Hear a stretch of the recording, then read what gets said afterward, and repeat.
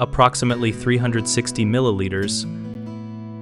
A 12-ounce can of soda holds about 360 milliliters, which is just a different way of saying the same amount. Ounces and milliliters are 2 units for measuring volume, and 12 fluid ounces converts to about 360 milliliters. Think of an ounce as a small cup and a milliliter as a tiny drop.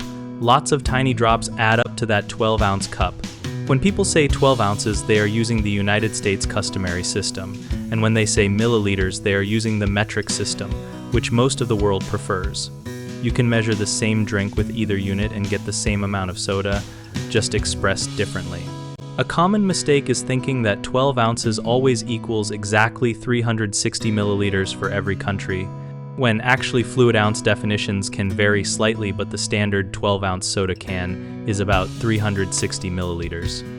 So trusting the can size label is usually fine. Another mistake is confusing weight and volume and trying to convert ounces by mass to milliliters without knowing the liquid density. And the short fix is to remember that fluid ounces measure volume while ounces by weight measure mass.